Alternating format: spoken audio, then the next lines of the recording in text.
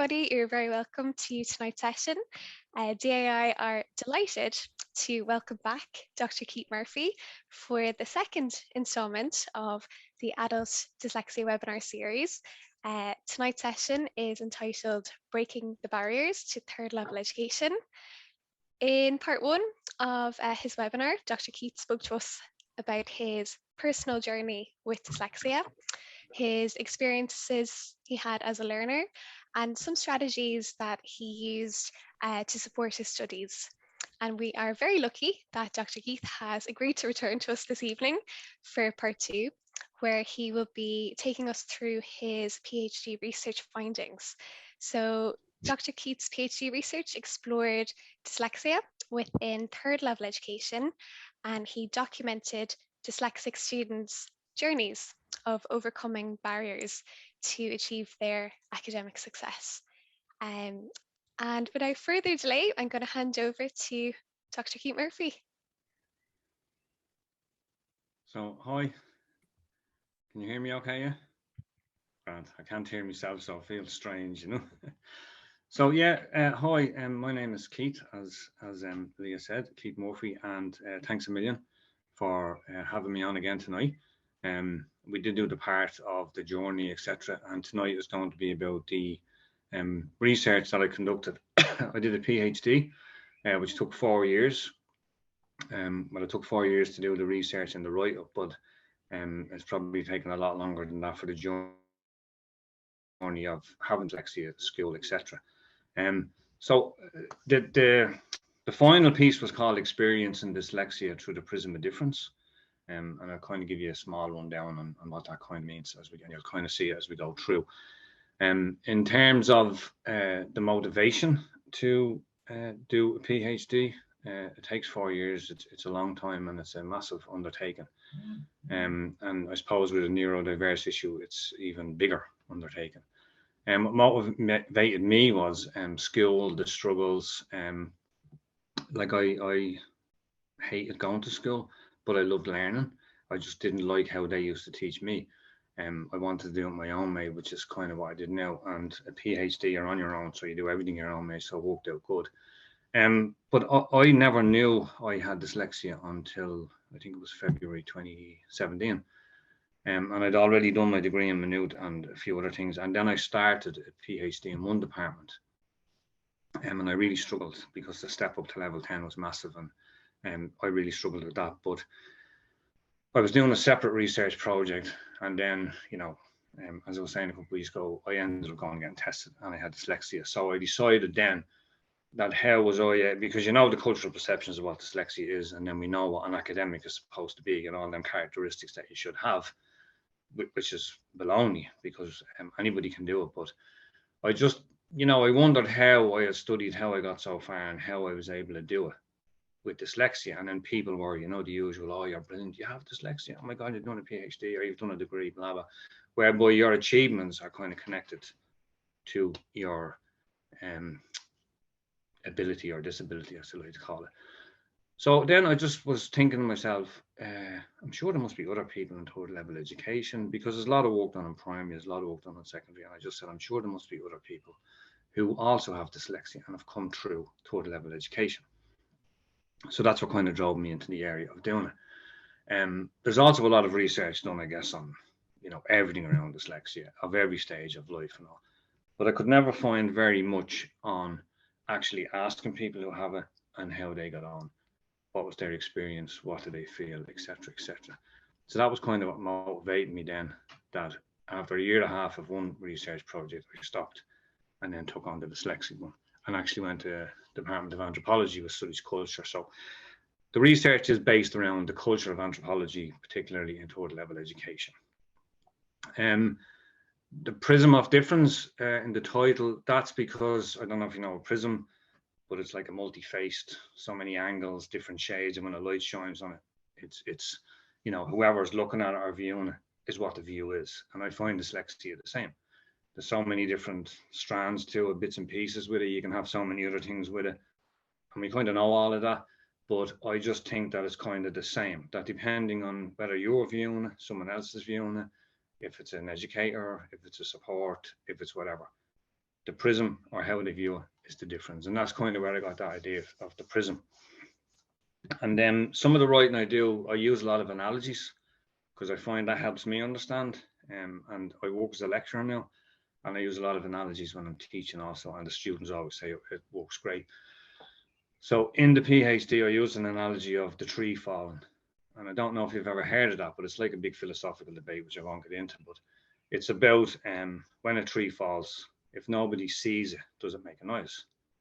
Okay, so I looked at that as an analogy. And then what I did was I took the word as my tree falling analogy. So if someone says a word or a sentence to you, and if they perceive it as having no meaning, or if other people who hear it perceive it as having no meaning, does it have any meaning or effect on you?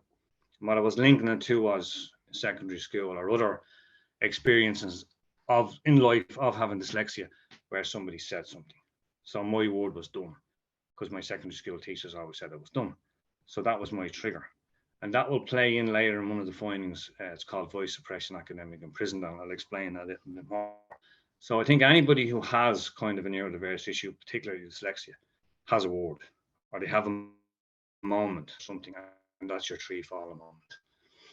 Now, so there we go. So the methodology I used, because it was anthropology, was a thing called ethnography, right? So ethnography is where you use participant observation. So you participate in people's life. You observe how they interact with you participating, and how they interact in like the cultural kind of thing that you're looking at. In this case, third level education, students with dyslexia. And then I would do interviews with them afterwards. I would hold focus groups. And then we reported using a term called tick descriptive writing, which suited me brilliant, because as you can see, I talk and I go off in tangents. So my writing then was great because I could write really thick and deep, you know. It would involve, you have to describe sounds, smells, you know, the environment you're in, etc., etc. But it means that the participant, as they're called, gets an opportunity to say what they have to say, and you get an opportunity to report as they say it, as opposed to trying to analyze or shorten it down. You can actually nearly say the whole lot. So I had 16 participants and myself, so that was 17 of us. So I went through 2 years of their journey, and obviously my own journey, but I didn't write a lot about myself in it because I didn't want me to be the focus. So they were the focus, but I just would also, you know, reflect on myself as well. So 2 years of our journey I did with them while they were in education. There were 16 participants. We'd different types of genders that were identified with. We'd a really good diverse age range, and all doing different courses. We'd applied social care, we'd social policy, we'd law, we had anthropology, sociology, psychology, and undergraduate and postgraduate. So it was a good diverse range of people. And just kind of the theoretical framework, like you do need to build yourself off theory, you do need to read. So I just explained very briefly a couple of the ones I did. I started off that by going back through history. So the history of dyslexia, when it was first mentioned, when it first came in. And I was actually surprised that in 1878 was kind of the first time it came in. It was mentioned as word blindness as opposed to dyslexia, but the first time the term dyslexia was used was in 1887 by Berlin. And then obviously we take it forward to now. I looked also at how dyslexia presents, because it presents in different ways, and what I looked at was how it presented in each of us. And then I looked at the cultural perceptions and prejudices that surround dyslexia, the notions around intelligence, etc., etc. Then I looked at the medical model and how that kind of looks upon things as needing a cure or fixing or whatever else. And like, don't get me wrong, I'm not dissing supports or any different models. I'm only reporting what I did and discussed. I mean, I know we need all the supports and we need everything we have, but we need more as well. So I'm not kind of dissing that, but I looked into the medical model on dyslexia. And then I looked at, I wrote a chapter called It's in the Genes, but I wrote GEANS because a lot of the time I'm using a play on words, because obviously with dyslexia, sometimes it's hard to spell. And my supervisor used to keep sending me back the document with the word corrected.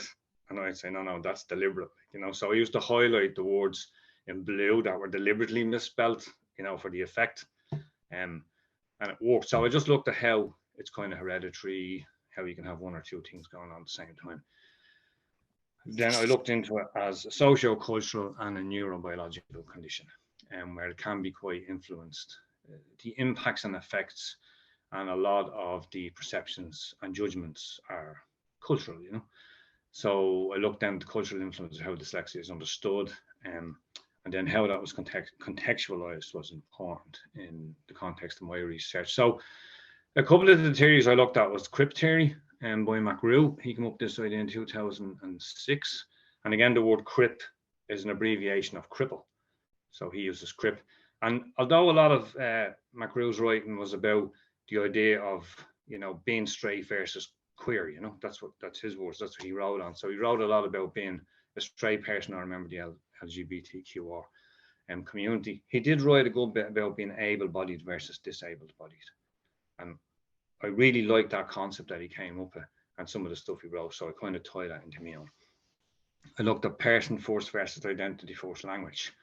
So whether we identify the person as the whole of the disability, or whether we identify the person with the disability. I'm going through these and you're probably, you know, don't get bored. Yeah, stick with me another couple of minutes and I'll be done. But they're really relatable when the findings emerge. You can see why these theories were used, and that even, I mean, some of the research I read was from 1990 forward to now, and we're still doing the same things. Although we have changed and we are doing a lot more and we have a lot more, you know, happening for us, it's still not enough, you know. I looked at the concept of growth mindset versus fixed mindset, and that was by Dweck in 2012, Carol Dweck. And again, you know, there's a lot of negative connotations, and some of the research was quite negative, and then it was my job to really turn that around, to highlight the positive aspects of dyslexia and how students still achieved very well in their academic life. But, you know, and when you accept the growth mindset and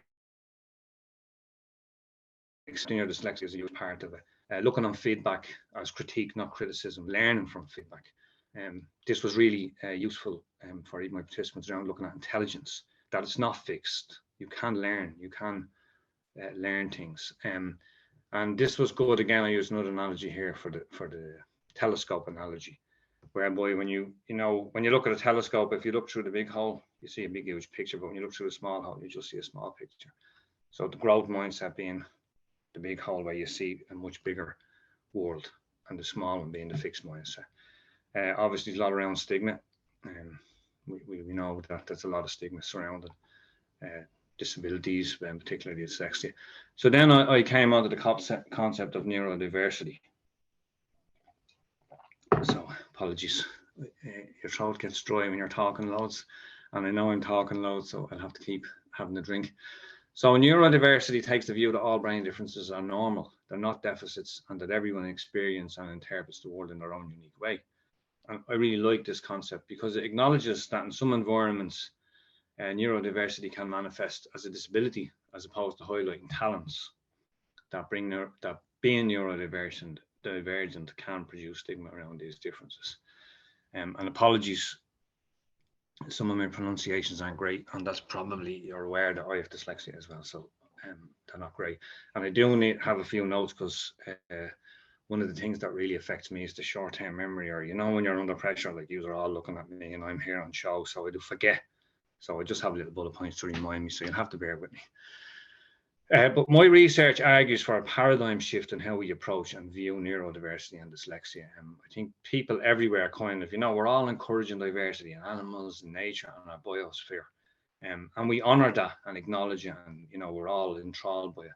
So I would argue that neurodiversity should be acknowledged in the same manner that all cultural diversities and differences are. Okay, so that was just kind of some of the, you know, the basic background of why I did it, how I did it, who I did it with, and then kind of some of the stuff that informed my thinking. And you're probably thinking, God, that took him 10 minutes, but that part took me like about 3 years to put together. So I'm just trying to condense it. So the findings, so kind of, I'll talk a little bit now about what the research found, maybe a couple of the implications, and then I'll conclude on that, right? So the findings was, I hung out with them the 2 years. I asked them all the questions, did a load of interviews, transcribed everything, and then I interpreted it and put it all together. And I have included one or two, I think I have 4 or 5, just like one sentences of what they said, particularly around this thing around the word, right?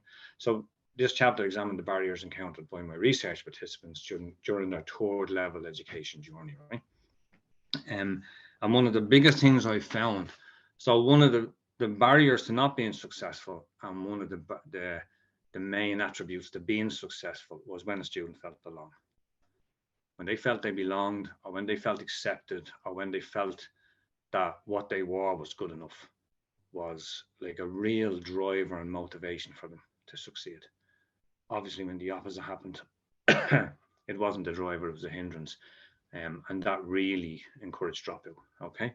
But anyway, I'll go through it now, right? So there is a lack of knowledge around dyslexia and how it affects learning by academic staff and the participants' peers, right? So when I'm talking, I'm reporting what they said, what I've seen in 2 years, and what I've experienced myself, okay? So it's not kind of just me standing on the podium lecturing you, you know? So the number of students attending, and I did this research in 2021, there's a huge increase in students with disabilities, neurodiverse issues and all, attending universities now, right? But the number of students who actually stay in university and obtain the degree doesn't match the people who come in. So we have a huge dropout rate of people with disabilities, okay? So they tend to fall behind their peers in terms of academic success, and this in turn, they double the risk for academic dropout compared with students without disabilities. Now, these are statistics from AHEAD research and from lots of other academic research.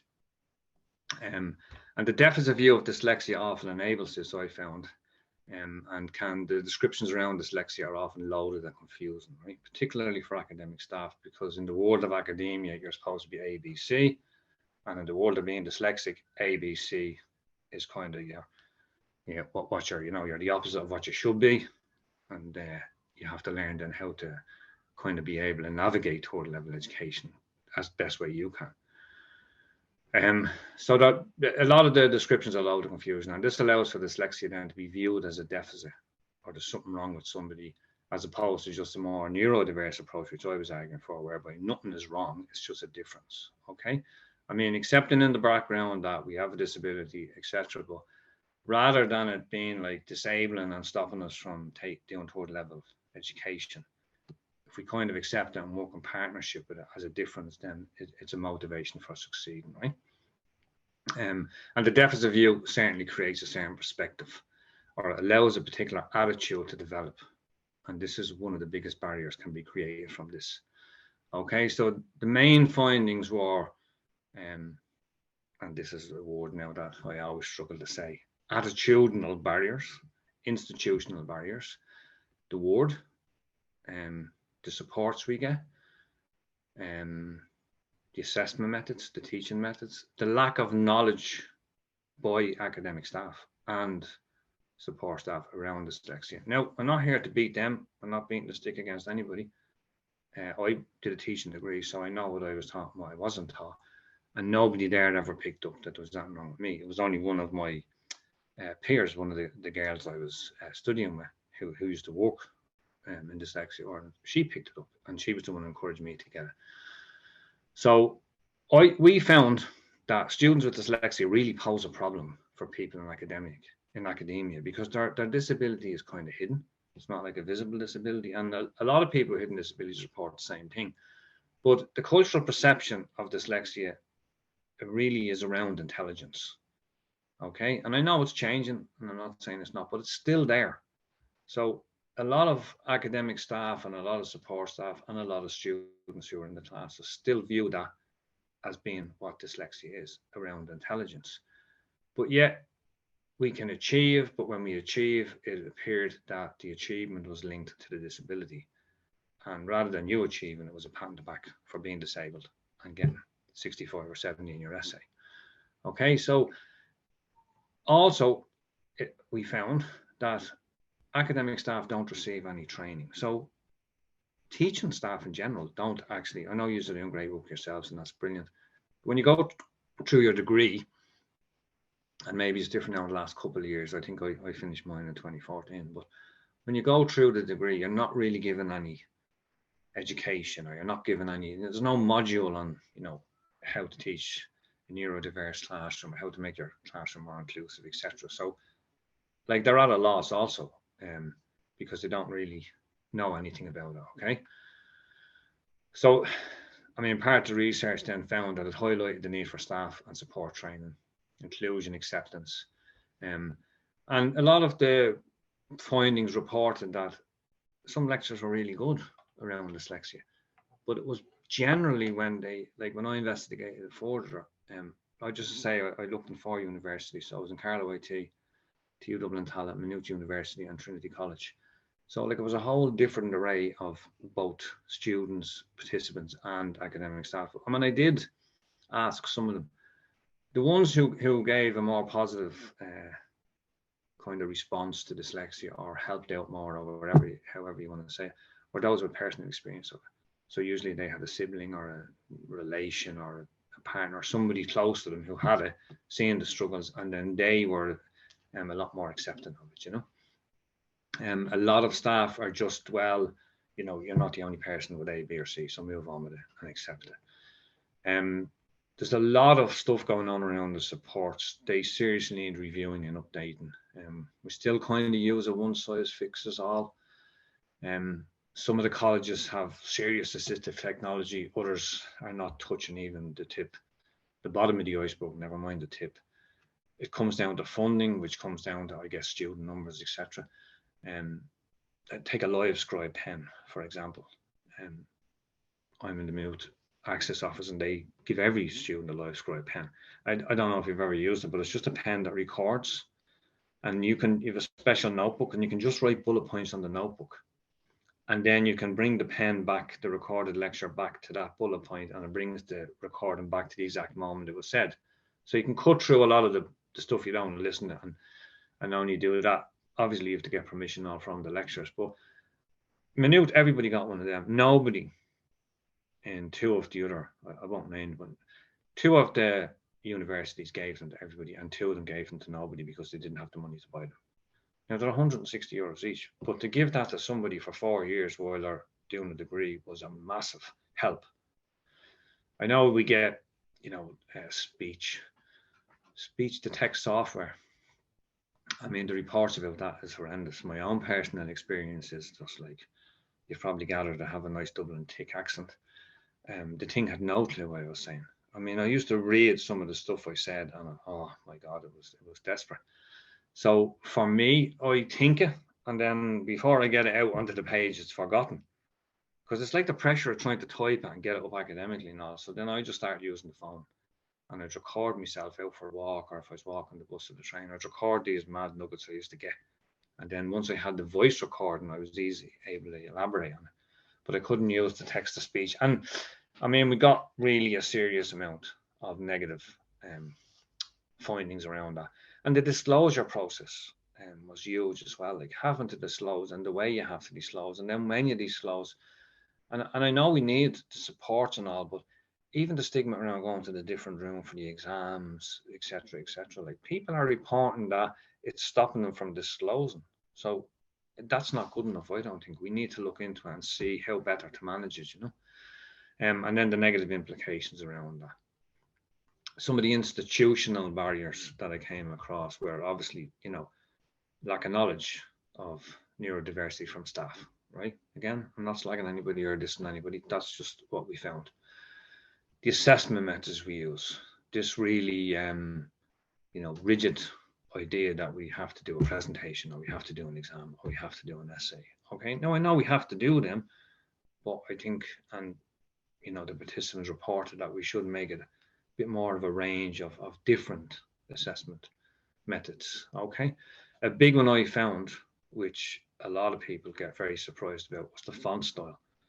So in a university, you have to use either Times New Roman or Arial, and the default on a Microsoft document is Calibri.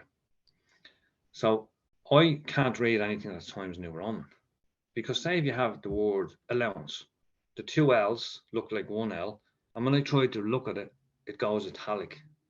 And then before I'm bothered, I've lost interest and it's gone. Okay. So I asked my participants about this and they said, oh yeah, so I just gave them a little small survey and oh yeah, everybody agreed with me. I find Verdana is the one I use. So I write everything in Verdana. And then if I have to submit it to academia, I change it. So then I had I did it with participants. Then I did it with my class. So I think I had about 88 students in one of the classes. I did it with them. And 93% of them chose Verdana as the one. Now they don't have dyslexia. Some of them did, some of them didn't, some of them have loads of things, some of them have no things. They were just the student population of that one class. So then I did it with the entire I work in an applied social care degree course. So I did it on the whole 4 years of the course. And again, 78% of them students came back to say that Verdana was the one. Every one of them said the same thing about Times New Roman and Arial, about how difficult it was to read, about, when you're reading it. And particularly for people, not just with dyslexia, but with any kind of neurodiverse issue going on, they all reported how difficult it is to read it, the font sizes, etc., etc. So that was a really interesting one. That was there. The culture surrounding, like in the institution, the culture that surrounds dyslexia, how people think about it, view you, the perceptions they have of you, and then fundings for support, such as the Live Scribe Pen, and I talked about that. Disclosure, I spoke about that a little bit as well in the disclosure process. But I just think, like, I took a little sentence out where disclosure is a moment or an action of making new or secret information known. And it's often when people disclose something which they may be ashamed of or have kept secret for a period until an event forces them to disclose or they feel obligated to open up about. Now, again, I speak for myself and then participants and other people. I've been at a few conferences over the last few years, and I'm beginning to present this work as well, which is a huge moment for me because I find it so difficult, even sitting here now, my nerves are shot, But I think it's a thing that we suffer with. But this thing of having to tell people and the shame that's connected with something like dyslexia is really prevalent. You wouldn't think so, but it's really prevalent in society and in education, even at the moment. I mean, even for myself, it took me ages to even say I had it or to accept I had it because, with what you think it might or might not be. And then a big one, a massive one, was that tree falling moment. The word, this word that people say to you, it seems to happen not so much in primary school because we're all young and I suppose we haven't had any of the cultural influences on us yet or whatever else. We haven't been socially culturalized, is that what they call it? But words like dumb, stupid, tick, bold, class, clown, doesn't try hard enough, could do better. We've all seen the reports, we've all read them. These are things that seem to stick with people. I mean, I know that word dumb stuck with me. I mean, I actually left school thinking I was stupid, right? And if we won't go into the poem again, but I think the poem is somewhere and it's like the opening line. Sit down, shut up, you're dumb, my secondary school teacher told me, So it affects you for the rest of your life. A lot of people go back to college as mature students or post-leaving cert, PLCs or whatever, because that type of learning doesn't suit them. And they had these notions of being dumb, stupid, etc. I always say, oh God, I'm after forgetting that great quote about, if you're not learning in my class, it's not you, it's me. I'm not teaching you the way you need to learn if you're not learning, So this is the idea of making the classroom inclusive as well. So this word then, I come up with this idea. Well, I didn't come up with the idea called voice suppression, but this idea of academic imprisonment I come up with. So there is a anthropologist called Ellen Basso, and she reports on this idea. It's called a vicissitude or an ordeal, right? Now, a vicissitude is it's an ordeal that happens that causes you pain or embarrassment or grief. And then you kind of subconsciously bury it. And, we've all kind of come across Freud and the defense mechanisms. And this is what happens. So you have an ordeal. So for me, the ordeal was having to read French in class, right? And everyone laughing at me because everyone else was singing French, but I have a very strong Dublin accent. even though I lived away for like nearly over 13 years, it still always stuck. But I was trying to read French, I couldn't sing it, I couldn't even pronounce it, and everyone laughed, and particularly the teacher laughed. So that was a big moment for me.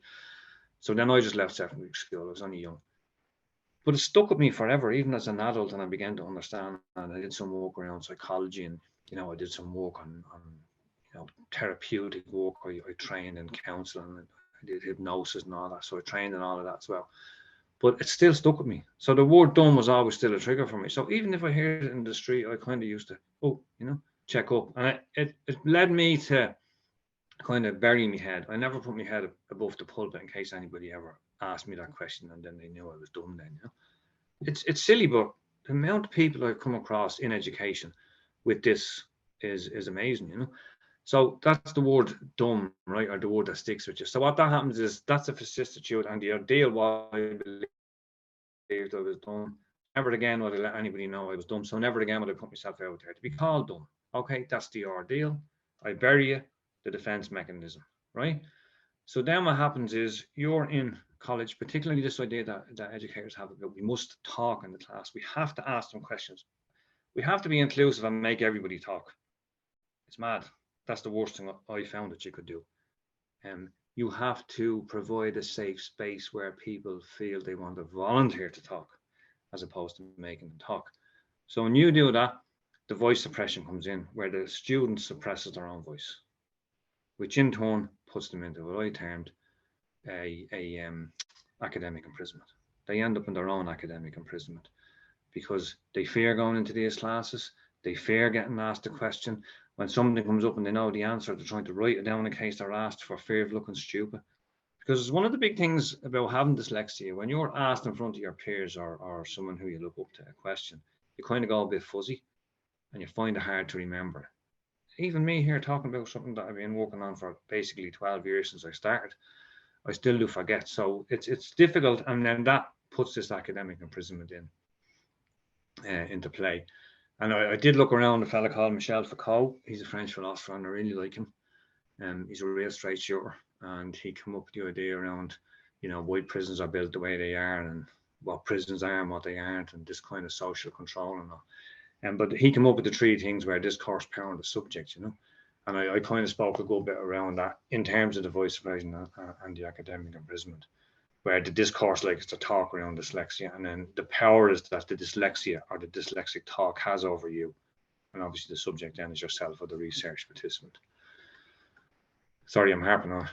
Discourse was huge. How people talk about dyslexia, how we call people with dyslexia.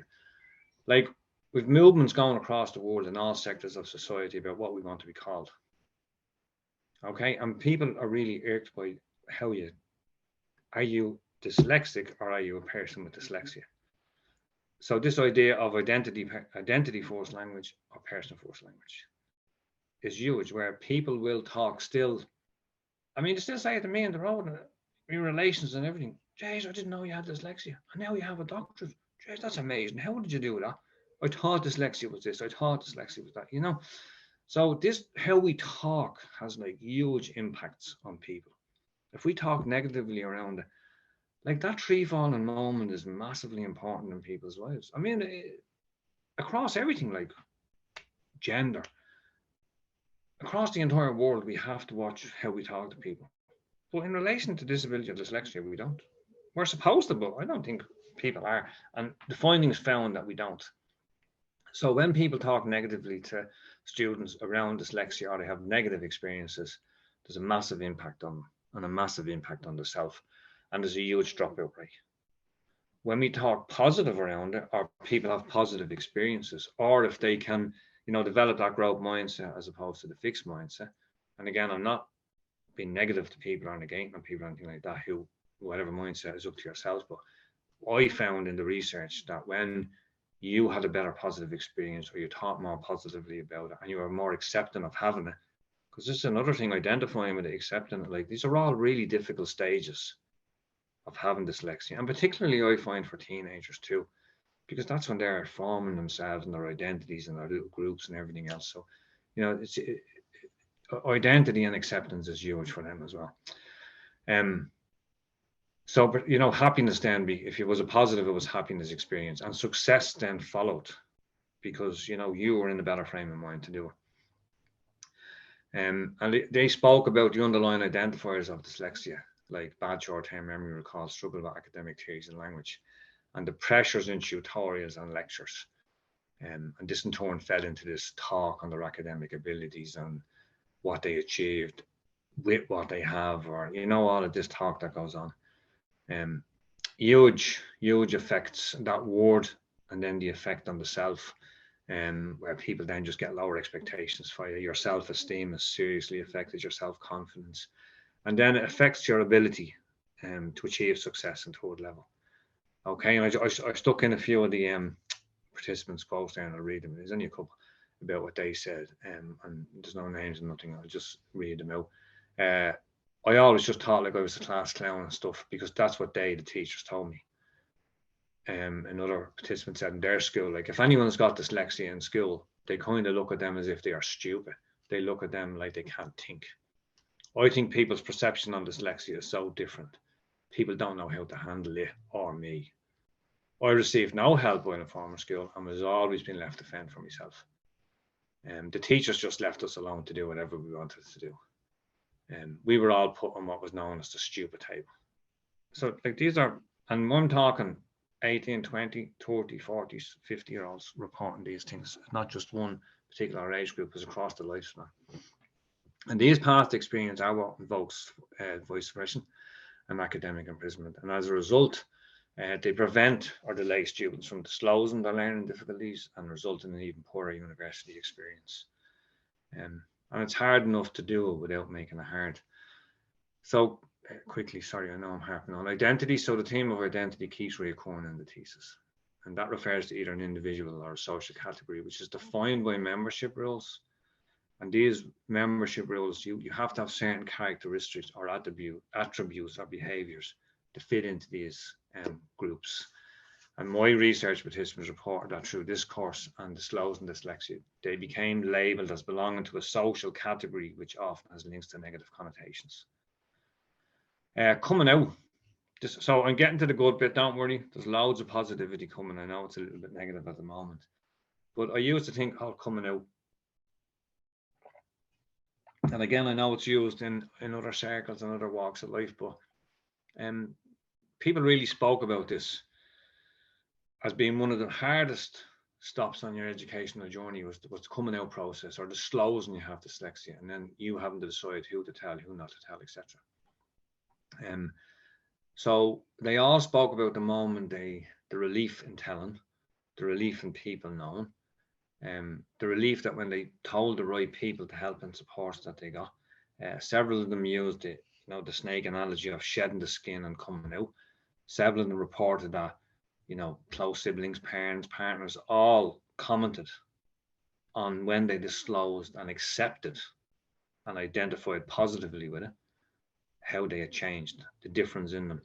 And they all reported, and myself reported, that when you kind of accepted and identified it, I mean, I'm not saying it's positive or it's all good or whatever else, but when you accepted it and identified it in a more positive way, you achieved. You got on better and you had a better experience. And I mean, if you're in a happy place, then you kind of do better and you want to be there, as opposed to when it's a negative place, you don't want to be there. And the research really highlighted that when you are accepting of your dyslexia and identify dyslexia as being an intrinsic part of your makeup and an essential and absolute part of yourself and being, that it can lead to a more positive educational experience. So yeah, I mean, I found that and more, but that's basically a quick summary of it. And I know I'm using up the time, so apologies. I'll quickly. So what does it all mean? I mean, we have a Special Education Act in Ireland, and it states that people with special education needs have the same right to avail of and benefit for education as children who do not have these needs. It is a fundamental right in Ireland and its constitution that everybody is entitled to a full and inclusive education. Wonderful words. I kind of found that it's not happening. It's not happening, not due to any one person or anything, but it's not happening because there's no awareness, there's no training, There's no allowances even for staff to go off and do continuous professional development, trying to learn about these things. It's just pressure on everybody. So we need training, we need awareness, we need staff to know what it is and what it isn't. We need better supports in place. We do have some, but it's all down to funding. Funding is down to student numbers, postgraduate numbers, etc. I mean, there's so much to be found out and so much to be reported on. I couldn't possibly do it all here. Some of the barriers highlighted are impacts on the self-confidence, self-esteem, and they've really been shown to be negative inhibitors to successful studying. So we need to change how we talk. You know, there's loads of awareness. We're all politically correct around loads of societies, groups, and people emerging and stuff like that. And we need to do the same thing for people with dyslexia. Teaching assessment. Like one of the chapters in my, sorry, I have it here beside me. So I've now ditched me kids and I bring this everywhere with me now instead, because it feels like one of them is taking me that long to do it. But within it, I'll try and show you if I can open the chapter. So I did a chapter. So I had this fight going on. I didn't want to do a thesis because who with dyslexia is going to read 300 pages? I'm not going to, that's for sure. So I wanted to try and do it. I wanted to produce a document in pictures, images, drawings, videos, recordings, voice recordings, and stuff like that. And obviously have a bit of the written book as well. But unfortunately, as I was told, it's level 10, it's a PhD. You're not the only person in the world with dyslexia or a neurodiversity that has a PhD. It has a particular structure and you have to follow it. But I did manage to win my case to have one chapter included like that. So one of my daughters is doing animation and illustration. So what I did was I got each participant, they all the students. So I gave the name and I said to the participant, how does dyslexia affect you while you're studying? What happens? So they would say when they're reading the book, it feels like the page is just coming up in their face. Others are saying the words are jumping off the page onto them. Now, a lot of this has to do with the font style as well. So I just said to her, like, that's what Keith said, 3 or 4 things. And then she drew some images of how that panned out. So it's really good, you know. And I was going to try and maybe put together like a little leaflet or something, give it out to schools so people can see, because a lot of it's around that word and when you're reading and stuff like that. So maybe that, like, because I don't know how easy it is to change at the top, but if we can kind of change it when people are only growing and forming their opinions and culturalizing themselves and that, then we might have some chance of change. I don't know. So teaching font styles, I've spoken about that. This idea in education of, you know, holding on to all this academic knowledge, not sharing it. I don't know anybody else's experiences, but these guys on my own in particular, you went to a lecture and the day the lecture, the stuff was released on Moodle. Released it the day before or even the night before. I do it with my students and every one of them says it. Dyslexia or not dyslexia, they say it. It's great that you do that because it gives me a chance to read it. So when it comes up to your 2-hour lecture, you're not meeting these new words that you don't understand. You have an idea of what's coming. And it's much more enjoyable experience for the students, they reported, okay? Trying to incorporate a whole varied assessment methods. I know we have our little strict ones that we have, but we could, you know, try and bring in new ones. And I know this is happening. It just seems to be happening very slowly, you know. And the idea of making everybody speak in class. As I said, it's better you speak, and when people feel comfortable and feel they're in a safe place and feel inclusive and happy and everything else, they'll talk. They'll volunteer to talk rather than making them talk. I think the universal design learning model is really good. I mean, it's not perfect, but none of us are, or nothing is. But I think, you know, the fact it's underpinned by the 3 principles of engagement, representation, and action and expression are really important. Because if we can engage students, if we can represent them on all different levels, we can really make a classroom inclusive for everybody. And, you know, like if you make a classroom inclusive for people with neurodiversity, then it makes it inclusive for everybody, because everybody can benefit from the stuff rather than the way we're seen to be doing things is only benefiting a certain few. And even they'll report that they don't like a lot of the stuff. Now, I know it's impossible for us to sit here and, you know, have every single thing that's going on and put in every single thing in place and all, but we just need to try, I think, a little bit harder, or we need to make our classrooms more inclusive. I think the UDL model promotes an inclusive model for students of all abilities and provides a high quality individual supports for those who need them. I think it ensures support services, well, we need to ensure that support services are funded to engage in delivering the quality assured reasonable accommodations. And the model, what I like about it was that it was developed using the voices of students, academic staff, management, and then student support staff. And that kind of make sure that the three principles are invoked and they underpin the delivery of your classrooms. As Franklin phrased it, involve me and I will learn. You know, tell me and I won't. So kind of some of the conclusions, discovered that lots of barriers are in place from the institutions, the embedded experience of having dyslexia and studying perceptions, prejudice, teaching staff, peers' attitudes, and society's expectations of students with dyslexia. They were explored and reported on. I spoke very small about them. But the most important thing is, and the biggest chapter and the biggest finding is that despite all these negatives, my research has proved that when learners accept the dyslexia as an integral part of the self, if they try and embrace or develop a more growth mindset, you know, as opposed to remaining in the fixed mindset. And I found when viewing, you know, dyslexia through a neurodiverse lens, success followed. People achieved. The chapter's called How We Got Over the Barriers, because the barriers are there. I've told you what they all are, but when we kind of accepted what was what, and yeah, you know, my moment was I have it, I accept it. It's okay to have it. I can still get a PhD with it. I was embarrassed to say it around academia because of the perceptions and everything that goes with it.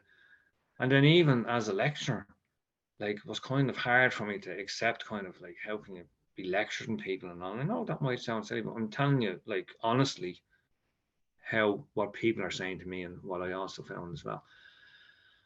But when you accept it as all of that, like you definitely succeed.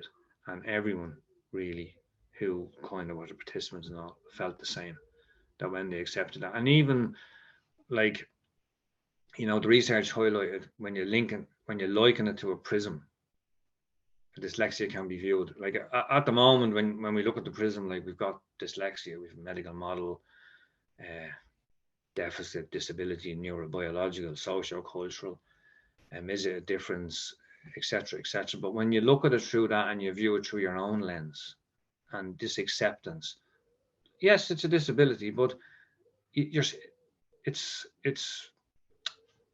I try to switch it as being enabling as opposed to disabling. Okay, rather than me having it, I work in partnership with it. So rather than it being the door that stops me, I have it and I just accept it and move on. Now that's me, and not everybody's like me, and it took me years upon years to be like that also. So rather than you know, walking against it, I walked with it. And I do like that idea of looking at it through the prism, because it enables you, like we tend to look at it either medical model, either social model, either the neurobiological model. When you look at it through the prism, we can see all the facets of it. And then you can walk. And again, like myself and all the participants, we had to find how we worked, what worked for us. And none of us are all doing the same thing. We're kind of all doing the same thing, but we're doing it our way. So, and that's every student, I guess. We just have to work. Again, found with dyslexia, you're working a lot harder than other people. But I found the work was working harder, finding what worked for you, and then going with that. Even if it doesn't look like the norm, go with what works for you and don't mind what works for anybody else.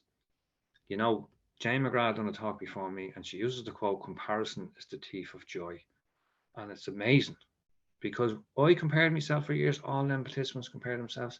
But the minute they stopped comparing and stopped worrying about what they couldn't do, worked at what they had, they all did as well as the next person. You know, sorry, it sounds like I'm preaching on my pulpit, you know. But it is often portrayed as a negative, and then we see how this can create a self-image of being defeated, of not being able to do what other people do, and how your achievements are overshadowed. I'm aware of time, so I'm just going to quickly go through this. And I might just read, I have a little bit and I might just read that. It's less than a page. So low opinions of the self identified in the research as the central barrier to reaching one's full potential. Self-awareness is very important, and the notion was mentioned by many of my participants who highlighted the importance of accepting who you are.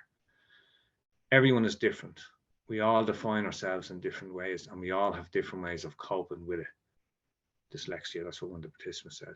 The image of the prism helps us to see the different parts of a person, not as being distinct, but in a continuous spectrum.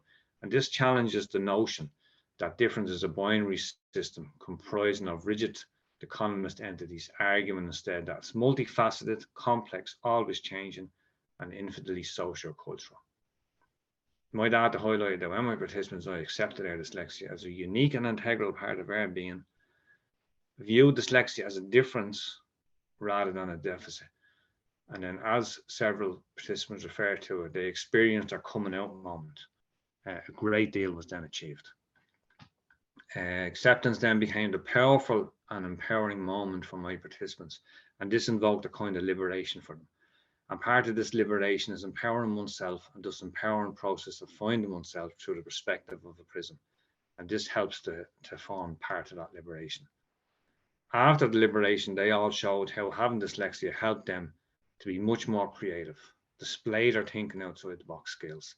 And this creativity is also displayed, in the dissertation through with the images and the poetry. So rather than promoting dyslexia through rose-tinted glasses to promote, I don't know what's in there. So the research concluded, therefore, that studying with dyslexia is not all bad. And by moving out of a pre-existing fixed mindset to a more growth mindset, it allows one to view dyslexia and studying in a new light and to do things in a different way. And this is what being neurodivergent can lead to. And I was speaking to someone recently, and I can't remember the exact quote or who said it, but it plays in really good to this, what I've been talking about, whereby you have to find what works for you. And that's what you have to nurture and develop. And that's when you're success. You have to accept what you are. It's part of you. I mean, everybody has something, or some people have nothing, but it doesn't matter. You can't change the being that you are, or you can't change how you've been made or whatever. Do you know what I mean? In terms of the neurodiverse difference. So when you accept it, but and the idea of intelligence being fixed or intelligence being inherited or whatever. And I'm trying to remember the exact words. I should have wrote it down because I knew I'd forget it. But what he's saying is that intelligence is not a fixed art. Intelligence is not an art. It's a habit. It's a representation of what we do every day. So if you change, find what works for you, do that every day, then intelligence develops. Or you look intelligent, whatever way you want to say it, you know. So I'll sum it up just by saying that there was a lot of negative came out of it. But when people found what worked for them, when people accepted who they were, and this was a part of them, and when people had that coming up moment and basically stuck two fingers up to the system, did what they did best, they all succeeded. Every single participant of mine achieved level 8 honours degrees. A lot of them went on and did postgraduate. Some of them are like, you know, in terms of, I don't know whether, you know, job titles or whatever, doing really well. And with people in law, one person's in politics. So the world was their oyster, you know. And sure, look what's happening now. We can stick dyslexia thinking on our CVs because Richard Branson was working in the background, and it's now a thing that LinkedIn want to see as one of your assets, so to speak. And I do think that, you know, like it's very hard for young children and secondary school children. That's easier probably as an adult for, you know, you to buy into all this acceptance and all. But look, they'll get there hopefully. And yeah, so the guys at my email, if anybody ever wants to ask me a question or send an email, or if you want to get in contact about anything, you can get the email off them. And I also have a thing on Instagram called #BreakingTheBarriers. And that's, you know, it's not like my Instagram. I don't be posting selfies of myself having coffee on the beach or anything. It's just a page that I use for breaking the barriers for people with dyslexia to third level education. So if there's anything going on or anything I find interesting, I'll stick it up there. So my God, there we go. That's been one whole hour. Jesus, I'm sorry about that. I hope it didn't bore in your ears, and yeah, I hope that was okay. And thanks for listening.